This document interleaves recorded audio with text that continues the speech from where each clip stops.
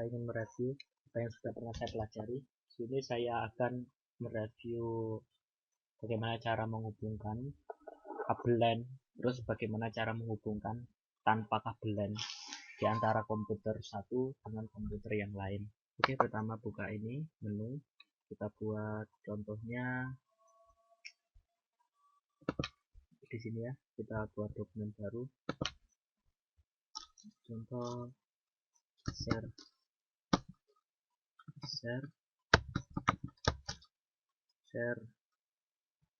coba enter. Setelah itu klik kanan, lalu share, pilih specific people. Setelah itu pilih kalau everyone ini untuk kesemuanya, ke semua komputer. Contoh kita pilih everyone, kemudian kita add. Ini ada pilihan, kita bisa pilih read and write supaya bisa mengedit plus membaca. Kalau hanya read itu hanya membaca aja. Kemudian share. Nah, itu sudah selesai. Your folder is set. Oke, done.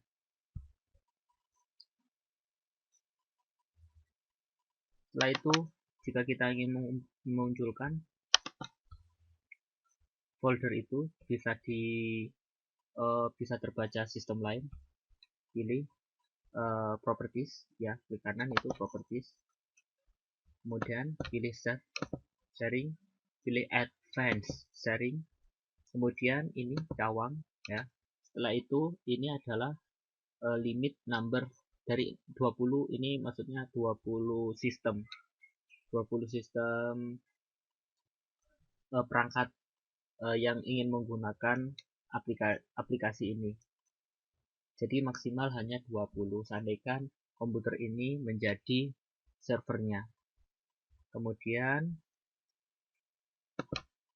ini cawang semua, apply, oke, apply, oke.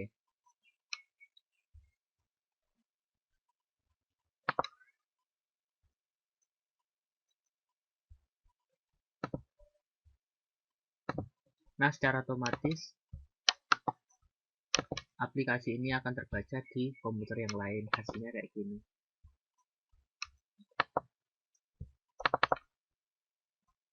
Share coba, ini adalah hasilnya. Sukses. Ini bisa menggunakan jaringan atau tanpa jaringan. Kemudian ini untuk menaruh password supaya aman, pilih komputer ya, komputer manajemen. Nah, setelah muncul kayak gini, pilih local user and group user, kemudian ini adalah lokasi yang mau kita set password ya, ini tadikan kita kasih nama Supron. Oke, kita enter password, sudah sukses itu. Nah, itu caranya untuk mengganti. Oh ya, satu kali lagi, komputer manajemen ya. Ini jangan lupa klik kanan.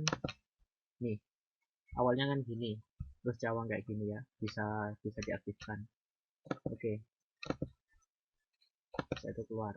Oke, yaitu caranya untuk menyambungkan dari kabel LAN ke LAN yang lain, atau tanpa kabel LAN juga bisa share it. Oke, thank you.